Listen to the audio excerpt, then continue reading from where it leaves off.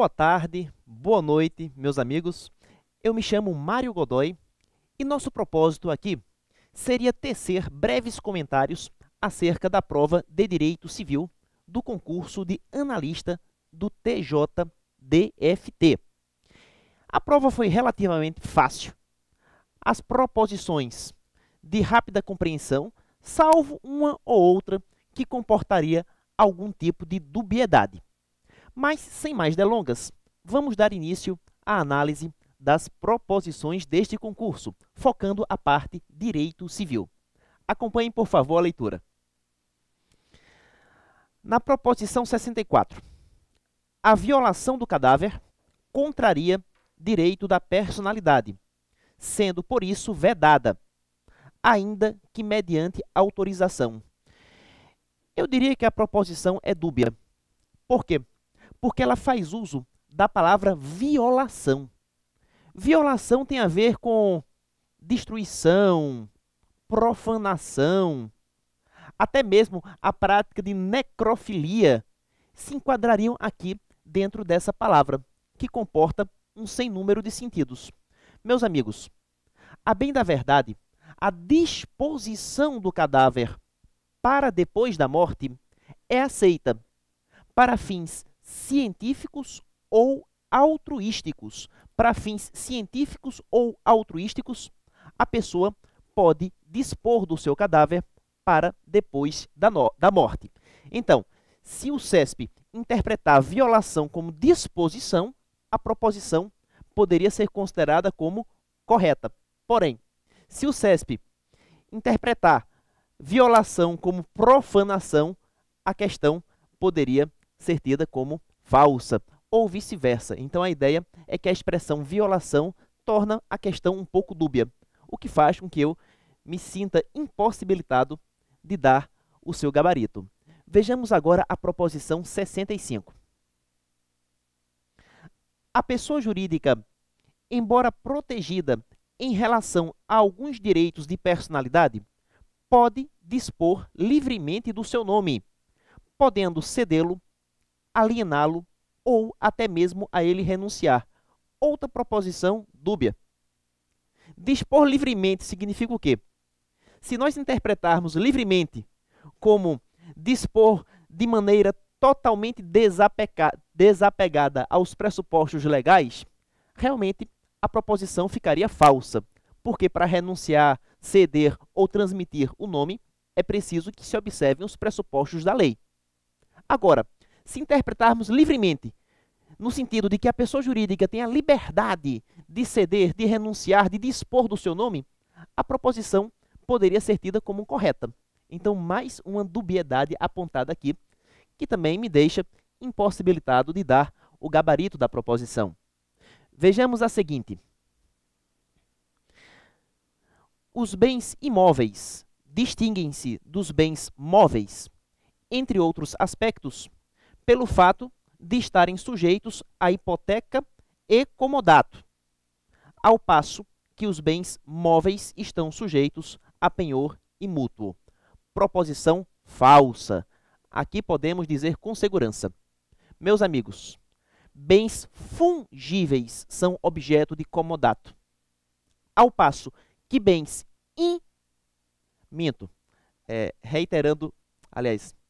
corrigindo o que eu acabei de dizer, bens fungíveis são objeto de mútuo, ao passo que bens infungíveis seriam objeto de comodato.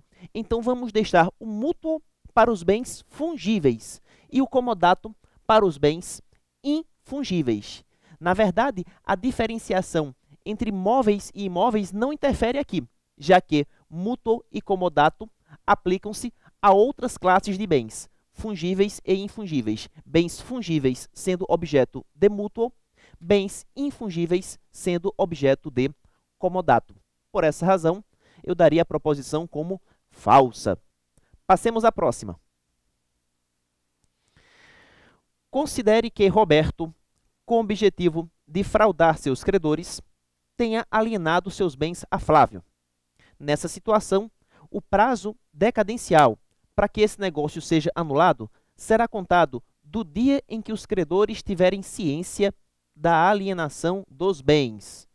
Meus amigos, o prazo decadencial para anular a fraude contra credores inicia-se da prática do ato fraudulento.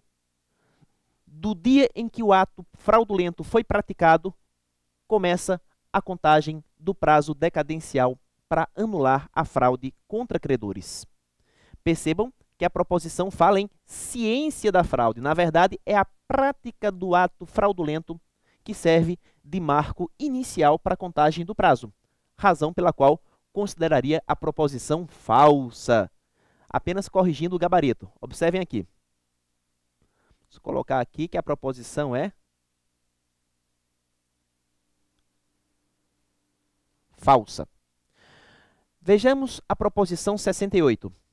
Considere que Cláudio tenha vendido seu veículo por R$35 mil a sua irmã Matilde.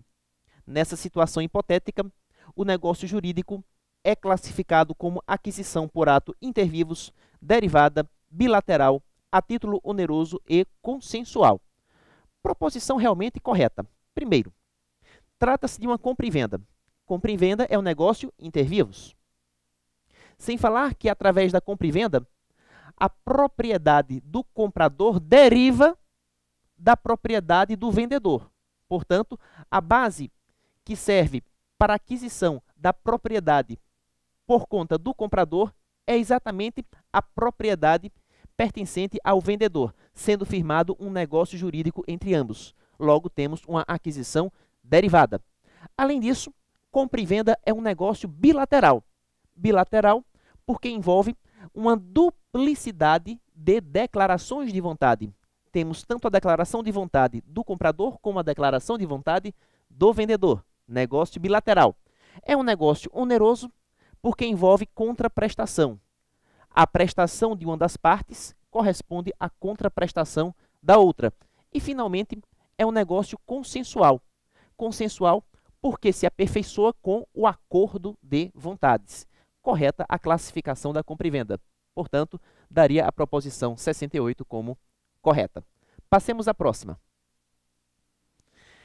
Considere que Alfredo, com o objetivo de vender imóvel de sua propriedade, tenha firmado, a título gratuito, contrato de mandato com Mário.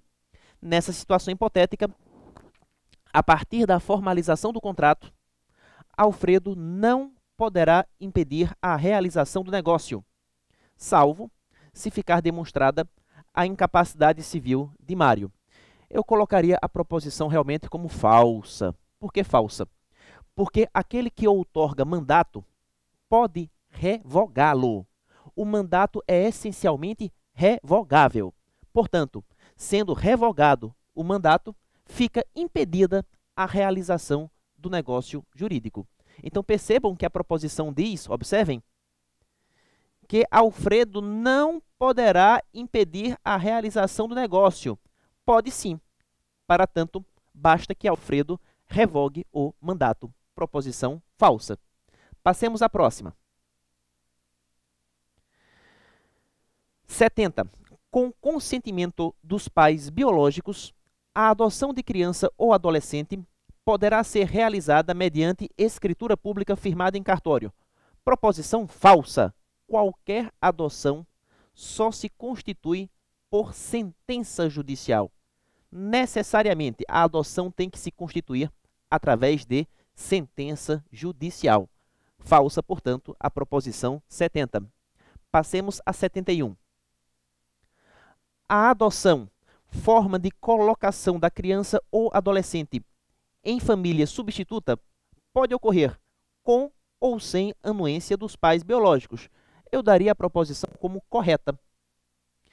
Normalmente, a adoção requer o consentimento dos pais biológicos. Porém, de acordo com o ECA, se os pais biológicos forem desconhecidos ou destituídos do poder familiar, se os pais biológicos forem desconhecidos ou destituídos do poder familiar, a adoção pode acontecer sem o consentimento deles. Logo, tanto pode ocorrer adoção com como sem o consentimento dos pais biológicos. Proposição correta. Próxima. Se a carência de recursos materiais da família natural for considerada prejudicial ao desenvolvimento físico e intelectual da criança ou adolescente, o Poder Judiciário, a pedido do Ministério Público, deverá determinar a perda do poder familiar e a colocação da criança ou adolescente em família substituta. Proposição falsa. Carência de recursos materiais não constitui causa para decretar a perda do poder familiar. Famílias pobres não podem ser privadas dos seus filhos só pelo fato de serem pobres. Então a ideia qual é? É colocar essa família em um programa assistencial do governo. Bolsa Família, Bolsa Escola. Eu ia até tirar uma brincadeira, né? Mas para evitar, eu nem falo, né? Quer dizer, eu vou falar, né? Se a mulher faz 18 anos e não consegue nenhum emprego, de repente ela pode até optar pelo Roda Bolsa. Deixa para lá, pessoal. Esqueçam que eu falei essa besteira. Mas a ideia é a seguinte. Eu disse que a carência de recursos financeiros, por si só, não é causa de perda de poder familiar. Portanto, proposição falsa. Passemos à próxima. O consumidor, proposição 73. O consumidor que adquire um produto pela internet poderá exercer o direito de arrependimento no prazo máximo de 7 dias, contado do recebimento do produto, tendo, nesse caso, direito de ser ressarcido dos valores eventualmente pagos. É o que nós chamamos de retratação imotivada.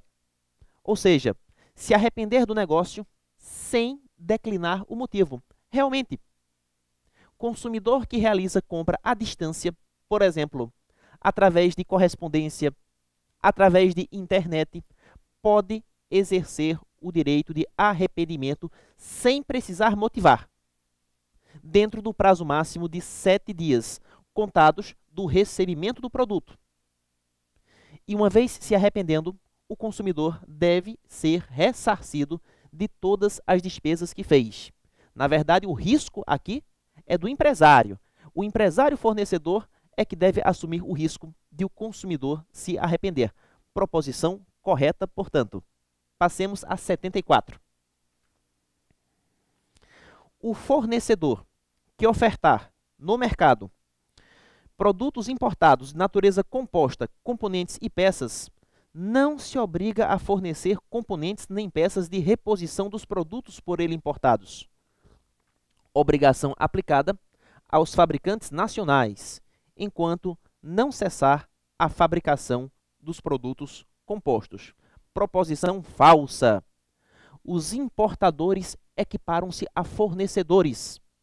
Portanto, se a empresa é importadora de produtos estrangeiros, ela deve sim oferecer peças de reposição, enquanto o produto for fabricado, já que o Código de Defesa do Consumidor equipara as empresas importadoras aos fornecedores de produtos e serviços. Consequentemente, falsa a proposição 74. Passemos à próxima. 75. De acordo com o Código Civil Brasileiro, os deveres dos cônjuges não abrangem fidelidade recíproca nem vida em comum. Falso. São dois deveres que não podemos esquecer. Os cônjuges são obrigados, sim, à fidelidade recíproca e à coabitação. Fidelidade recíproca e coabitação são deveres imputáveis aos cônjuges a partir da celebração do casamento. Falsa a proposição 75. E para concluirmos, 76. O ordenamento jurídico brasileiro vigente, embora admita o exercício da posse, não permite sua transmissão por ato inter vivos nem por causa mortis, já que a posse é considerada estado de fato e não de direito. Proposição falsa. A posse pode ser transmitida sim, quer inter vivos, quer causa mortis. Um bom exemplo de transmissão de posse causa mortis se dá com a sucessão hereditária, através da sesine. Quando eu falo sesine, escreve-se assim, observem.